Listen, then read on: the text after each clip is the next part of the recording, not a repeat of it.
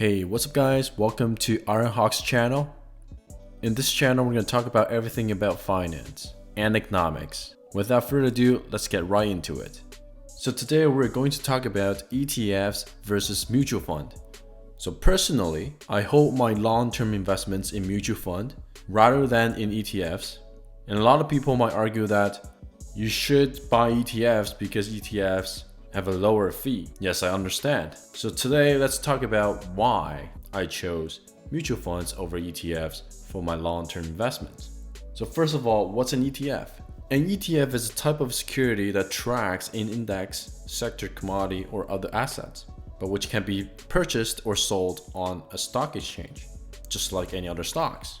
And a mutual fund is a type of financial vehicle made up of a pool of money collected from many investors to invest in securities like stocks and bonds. So basically ETFs and mutual funds, they are very similar. The main differences is that one, trading. ETFs can be bought and sold on a stock exchange just like any other stocks. But mutual funds, you can only trade through a financial institution like your bank or the mutual fund company. And second is the settlement. If you buy and sell an ETF, the settlement is exactly like a stock, and you can buy and sell at the market price.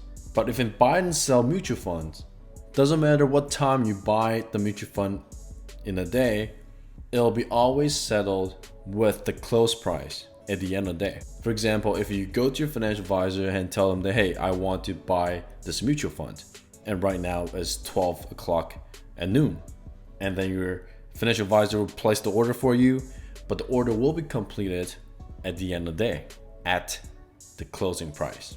If you want to sell your mutual fund, it's the same thing. You'll be selling at the closing price, not the market price. And thirdly, management fees, MER. On average, ETFs would have a much lower MER than mutual funds. Keep those in mind, and now let's look at an example. So this is an index fund issued by Scotiabank.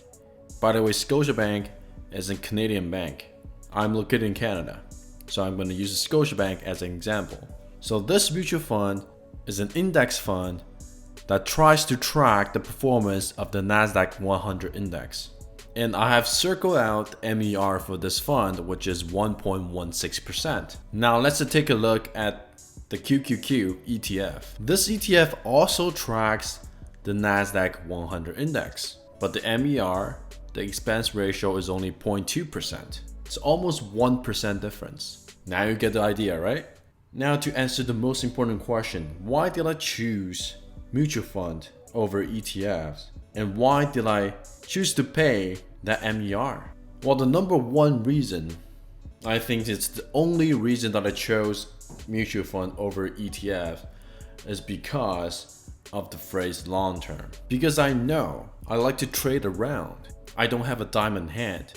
If I buy an ETF on my brokerage account, and when there's market volatility, I would probably trade the ETF away, which would deviate myself from my long-term investment goal and plan. So I chose mutual fund because one, it's harder to trade because I need to contact my financial advisor to place an order and wait for the end of the day to get the trade completed. And second, it would prevent me to time the market because it doesn't matter when you buy it in the day, the settlement price is always the closing price. So the above two reasons would prevent me from trading, will help me to stick to my long-term investment plan. I understand I'm paying a higher fee, but I'm okay with it because I value my plan over the fees. If in the future I become a diamond hand, then of course I'll switch to ETF for the lower fees. When we're building investment strategies or choosing investment products, of course numbers matters, but we cannot ignore our own personalities because behavioral biases would have a great impact on your investment decisions and performance. So I would highly recommend everybody to choose the investment strategy or product that suits you the best.